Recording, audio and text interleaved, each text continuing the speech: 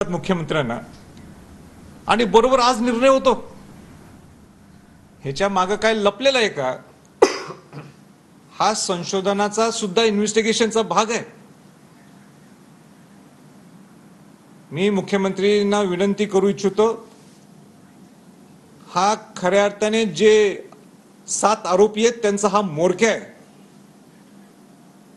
आणि म्हणून सरेंडर केलं म्हणजे विषय संपत नाही। त्याच्या नावाने 14 गुन्हे होते। 14 गुन्हे असताना सुद्धा 2-2 बॉडीगार्ड घेऊन फिरतो हा, आणि 14 गुन्हे असताना सुद्धा त्याच्यावर आजपर्यंत तशी पद्धतीने कारवाई होते, ती कारवाई होत नाहीये। आणि म्हणून ज्या पद्धतीने तुम्ही विधानसभेच्या पटलावर तुम्ही बोलला होता की ह्या सगळ्या आरोपींना मोका लावणार आम्ही, आणि म्हणून हे जे 7 आरोपी जे आहेत ज्यांच्यावर मोका तर लागणारच, पण हा त्यांचा मोरक्या आहे आणि मोरक्या असल्यामुळे नुसतं खंडणीच्या गुन्ह्यावर तो अटक होऊन चालणार नाही, तर त्याच्यावर मोका सुद्धा लावणं तितकंच महत्वाचं आहे। ह्याच्यावर सुद्धा मुख्यमंत्री महोदय काय बोलणार आहेत ह्यांनी सविस्तर पद्धतीने आम्हाला सांगावं। नुसतं खंडणीच्या गुन्ह्यात नोंद केला आणि उद्या परत काय म्हणतात त्याला बेल घेऊन जामीन घेऊन बाहेर पडणार, हा खेळखंडोबा आम्ही काय बघून घेणार नाही। त्याच्या अगोदर त्याच्या नावाने 14 गुन्हे आणि मोक्याच्या अंडर तुम्ही स्वतः बोलले विधानसभेच्या पटलावर, तुम्ही मोका त्याच्यावर कसा लावताय, तुम्ही खुनाचा गुन्हा त्याच्यावर कसा नोंद करताय, ह्याचं स्पष्टीकरण सरकारने मुख्यमंत्री गृहमंत्र्यांनी आमच्या पुढे द्यावं। त्याच्या पलीकडे मला हे सुद्धा जाऊन सांगायचं आहे की धनंजय मुंडेंना मंत्रिपद करू नये हे मी संतोष देशमुखांच्या घरी जाऊन ज्यावेळी त्यांना सांत्वन करायला गेलो होतो त्यावेळी मी बोललो होतो। परवा सुद्धा मी बीडमध्ये हेच त्याच्या पुढचा टप्पा मी बोलून दाखवला की जर का धनंजय मुंडेंना तुम्ही पालकमंत्री पद दिलं तर मला बीडचं पालकत्व घ्यावं लागेल, असं मी सगळ्या जाहीर सभेत तिथं मी बोललो होतो। माझी मुख्यमंत्रींना परत एक विनंती आहे की त्यांना कुठल्याही परिस्थितीत तुम्ही जर पुढचं पालकमंत्री दिलं, खरं म्हणजे त्यांना त्या पदावरच कमी करायला पाहिजे, त्याशिवाय न्याय मिळू शकणार नाही या सगळ्या बीडच्या लोकांना, किंबहुना महाराष्ट्राला न्याय मिळू शकणार नाही। हे संघटित गुन्हे जे पद्धतीने चालू आहेत हे कुठे थांबवायचं असेल तर त्या मंत्र्यांना सुद्धा धनंजय मुंडेंना सुद्धा मंत्रिपदावरनं खाली खेचणं आणि पालकमंत्री तर मुळीच न देणं या दृष्टिकोनातून तुम्ही सुद्धा भाष्य करणं गरजेचं आहे। मला त्याच्या पलीकडे जाऊन सुद्धा सांगायचं आहे की अजितदादा पवारांना सुद्धा मला विचारायचं आहे, तुम्ही सुद्धा ह्या पूर्ण विषयावर एकदाही बोलला नाहीये, तुम्ही एकदाही भाष्य केलं नाही की संतोष देशमुख नुसतं तिथे जाऊन सांत्वन केले, पण तुम्ही निर्णय काय घेतलाय, तुम्ही त्या धनंजय मुंडेंना संरक्षण का देता? सगळ्यात आज बीडमध्ये गेलं साधं कोणाला विचारलं की हा वाल्मिकी कराटेला हा कोण आहे, हा ते सगळे सांगतील हा सगळ्या 7 जणांचा हा मोरक्या आहे, आणि या मोरक्यांचा आश्रयदाता कोण आहे? हा धनंजय मुंडे। का तुम्ही प्रोटेक्शन देता, का संरक्षण द्यायला लागला एवढं तुम्ही? मला आजही समजत नाहीये। म्हणून नुसतं तो सरेंडर झाला म्हणजे विषय संपला, मुळीच नाहीये। उलट तर आता खरी जबाबदारी सरकारची वाढलेली आहे। ते सीडीआर सगळे काढायला पाहिजेत। कोणाशी चर्चा करत होता इथं 3 दिवस पुण्यात कसा राहिला आणि पोलीस डिपार्टमेंटला समजलं कसं नाही हा 3 दिवस पुण्यात आहे? किती मोठी इन्व्हेस्टिगेशन मध्ये फ्लॉ आहे तुम्हाला समजत? 3 दिवस तिथं तो राहिले पुण्यात आणि माहित नाहीये। लास्ट लोकेशन पुण्यातलं तुम्ही सगळेजण सांगता। 2 नगरसेवक त्याच्यावर फिरायला लागलेत, त्यांच्यावर सुद्धा 6 आरोपी गुन्हा नोंद करायला पाहिजेत। तुम्ही ते 2 नगरसेवक कशी सपोर्ट करत होते? बर 22 दिवसानंतर ह्याला सुचलं सरेंडर व्हायला? हा एवढा शुद्ध आणि सरळ आणि क्लिअर असला असता तर दुसऱ्या दिवशीच त्याने सरेंडर झाला असता। तो 22 दिवस लागले सरेंडर व्हायला। आज तिथलं लोकांचा आक्रोश पाहिल्यानंतर सरेंडर व्हायचं? तिथं तुमचे बँक सगळे खाते सगळे सीज केल्यामुळे तुम्ही सरेंडर व्हायचं? आणि म्हणून माझं मुख्यमंत्र्यांना विनंती आहे, ह्याला मोका लावल्याशिवाय आम्ही काय गप्प बसणार नाही। तो तेवढाच 7 आरोपीच्या सारखाच हा तितकाच जबाबदार आणि तितकाच त्या गुन्ह्याच्या त्या म्हणजे मर्डरशी कनेक्टेड आहे।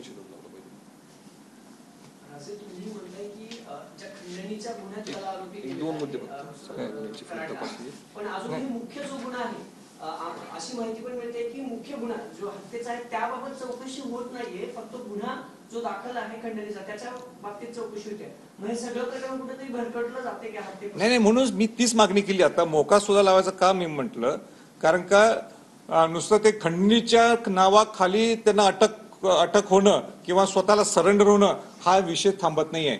हा 7 जे आरोपी आहेत त्यातले जे 4 अटक आहेत ती फरार आहेत अजून. तर ह्या व्यक्ती त्यांचा मोरके आहे, त्यांचं संभाषण सुद्धा झालेलं आहे, ते सगळं इन्व्हेस्टिगेशन मध्ये बाहेर येईलच. आणि म्हणून माझी सरकारला विनंती हीच राहणार आहे की ज्या माणसाकडे ऑलरेडी 14 गुन्हे आहेत त्याच्या नावाने, किती गुन्हे आहेत, 14 गुन्हे त्याच्या नावाने आहेत, आणि 14 गुन्हा असताना सुद्धा त्याला 2-2 बॉडीगार्ड सुद्धा शासन त्याला संरक्षण देते. हे काय ती याच्यात गडबड सगळं घोटाळा आहे. आणि म्हणून त्यांना मोक्याच्या अंडर त्यांना खुणाच्या नावाखाली त्यांना तो गुन्हा त्याच्यावर त्याला मी कलम जे काय असेल कलम ते त्याच्यावर लागणं गरजेचं आहे. 9 डिसेंबरला सगळी घटना होते. त्याच्यानंतर अनेक फोटो उज्जैनचे असतील किंवा पुण्यातलं शेवटचं लोकेशन आहे हे वाल्मिक कराडचं येतं. आज दुपारी 12 वाजता वाल्मिक कराड एक व्हिडिओ जाहीर करतो ज्याच्यामध्ये ते स्वतः सांगतात की मी पाषाणला सीआयडी ऑफिसमध्ये सरेंडर करणार आहे. कुठेतरी हा सगळा एक प्लॅनिंग आणि प्लॉटिंगचा वाटत नाही का तुम्हाला? नाही 100% तो एक काहीतरी हा प्लॅन आहे. म्हणजे एवढे दिवस सरेंडर व्हायला का लावले? मग तुमचं मन एवढं स्वच्छ होतं ना, तुम्ही ह्याच्यात नाहीच आहे ना, पहिल्या दिवशी सरेंडर व्हायला पाहिजे होतं. आज तुमच्यावर प्रेशर आलं. आणि माझा उलटा प्रश्न आहे, धनंजय मुंडेंची सुद्धा काल काय चर्चा झाली देवेंद्र फडणवीसांची ते आम्हाला माहित पाहिजे. काल बरोबर चर्चा आणि आज बरोबर सरेंडर. म्हणजे त्याचा तुम्ही क्रमांक जर बघितला तर हा प्रश्नचिन्ह येतो. एवढे दिवस मग का गपसला होता? म्हणजे तिकडनं काही निरोप आला का धनंजय मुंडेंच्याकडनं याला वाल्मिक कराडला की तू बाबा तू सरेंडर हो, नाही तर तुझी सगळी अडचण आहे. आणि पुण्यातच आहे 3 दिवस, तिथं अक्कलकोटला स्वामी समर्थांच्या मंदिराला जाऊन दर्शन घेऊन आलंय. त्याचे नगरसेवक सुद्धा मध्ये येत होतं. तिथं कुठल्या तरी हॉस्पिटल तो ऍडमिट होता इथं. एवढं सगळं कनेक्शन असताना सुद्धा सीआयडीला पकडता आलं नाही त्याला. ह्याच्यामध्ये निश्चित काय ती दडलेलं आहे. ह्या सगळ्या गोष्टी बाहेर यायला पाहिजे. ह्याचं स्पष्टीकरण सरकारकडनं आम्ही अपेक्षित करतोय.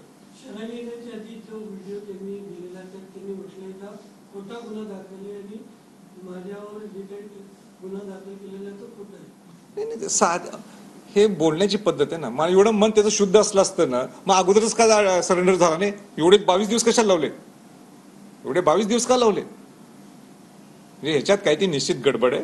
ह्याच्यात इन्व्हेस्टिगेशन होणं गरजेचं आहे. म्हणून मुख्यमंत्र्यांनी त्याच्यावर तो खुनाचा गुन्हाच नोंद होणं गरजेचं आहे. तिथं मोका लावणं गरजेचं आहे. आणि म्हणून आपलं आता मला काय, मी खंडणीच्या गुन्ह्याच्या ह्याच्यात मी सरेंडर झालोय, आता मला बेल मिळावी असं नाही चालणार. आणि कुठलाही महाराष्ट्रातला जनता एवढं आक्रोश निर्माण झालाय, कोणी सहन करणार नाहीये. एवढा संघटित गुन्हेगारी बीडला वाढले. एका वेळी तर बीड म्हणजे वैचारिक जिल्हा म्हणून त्याची ओळख आहे. क्रांतिसिंग नाना पाटील हे सांगलीचे, तिथं इतकं सांस्कृतिक वारसा आहे बीडचा. ती बहुजन समाजाच्या पुरोगामी विचाराचं हे बीड आहे. तिथं स्वतः क्रांतिसिंग नाना पाटील जाऊन खासदार झालेले.